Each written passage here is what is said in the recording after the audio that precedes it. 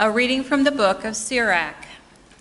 My child, conduct your affairs with humility, and you will be loved more than a giver of gifts. Humble yourself the more, the greater you are, and you will find favor with God. What is too sublime for you, seek not. Into things beyond your strength, search not. The mind of a sage appreciates proverbs, and an attentive ear is the joy of the wise. Water quenches a flaming fire, and alms atone for sins. The word of the Lord.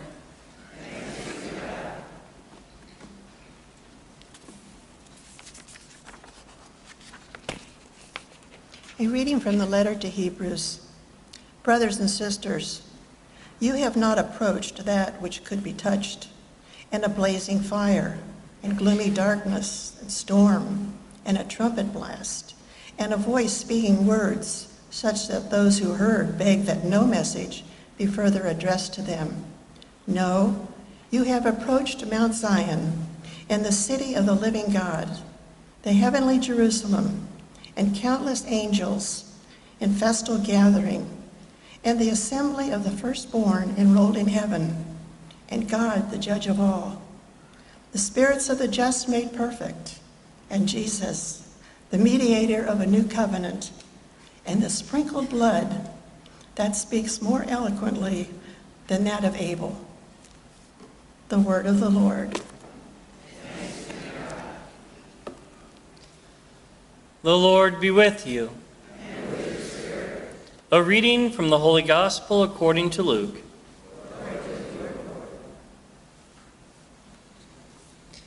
On a Sabbath, Jesus went to dine at the home of one of the leading Pharisees, and the people there were observing him carefully. He told a parable to those who had been invited, noticing how they were choosing the places of honor at the table. When you are invited by someone to a wedding banquet, do not recline at table in the place of honor. A more distinguished guest than you may have been invited by him, and the host, who invited both of you, may approach you and say, "Give your place to this man." And then you would proceed with embarrassment to take the lowest place. Rather, when you're invited, go and take the lowest place, so that when the host comes to you, he may say, "My friend, move up to a higher position." Then you will enjoy the esteem of your companions at the table. For everyone who exalts himself will be humbled, but the one who humbles himself will be exalted. Then he said to the host who invited him, "When you hold a lunch or a dinner, do not invite your friends or your brothers, or your relatives or your wealthy neighbors, in case they may invite you back, and you have repayment. Rather, when you hold a banquet, invite the poor, the crippled, the lame, the blind. Blessed indeed will you be because of their inability to repay you, for you will be repaid at the resurrection of the righteous." The Gospel of the Lord. Praise to you, Lord Jesus Christ.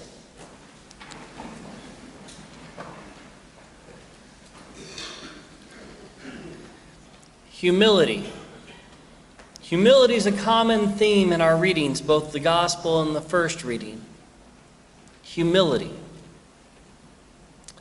When I spent my year traveling the country with Net Ministries, in our booklet, there was a prayer that I am deeply fond of in the booklet that we had, called the Prayer for Humility, or the Litany of Humility. It had a small note on it that said, "Do not pray this as a team."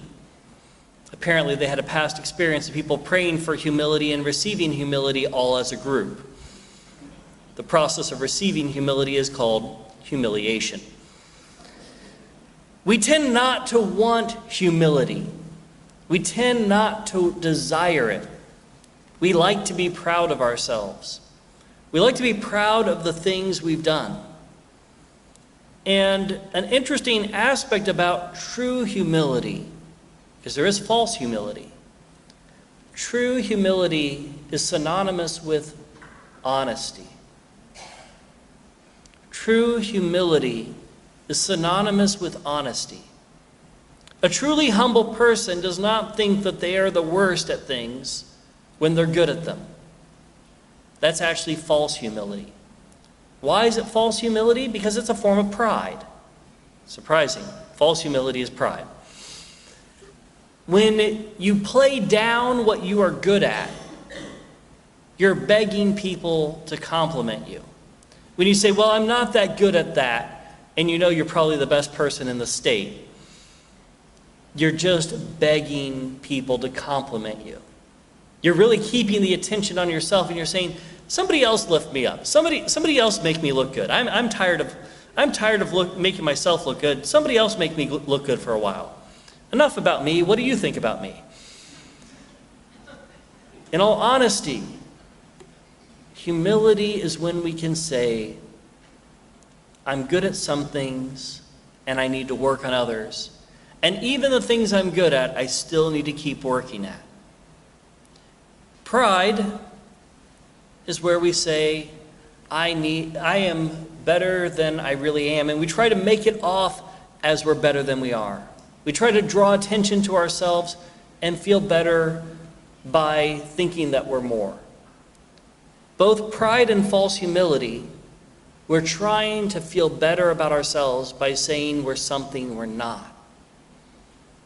And anytime we do feel better because people think we're great because we've exaggerated how big the fish was we caught, or we feel better because we downplayed how good we were so somebody gave us a compliment, we're never really satisfied because they're not complimenting us. They're complimenting the person we've made ourselves out to be. Humility is wonderful in that it brings us the ability to receive real love. A humble person, somebody who just says, this is who I am. I'm no greater than this, I'm no less than this. This is who I am. When that person receives a compliment, they know that they, not the image they portrayed, have been complimented. When their friends gather around them, because they enjoy being around them, they know that they enjoy them, not the image that they've portrayed. The gospel is a gospel of love. God wants you to know how deeply He loves you.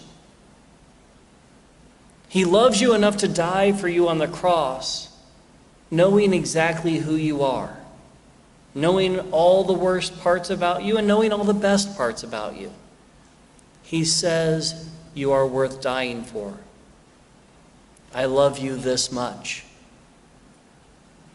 He calls us to humility, not because we need to be less than we are, but because He wants us to be honest with ourselves, honest with Him, and honestly know we are loved. You are loved. May that gospel settle in our hearts, and may we bring it out to so many in this world who need to hear you, without hiding anything, without inflating anything, without deflating anything, you are loved.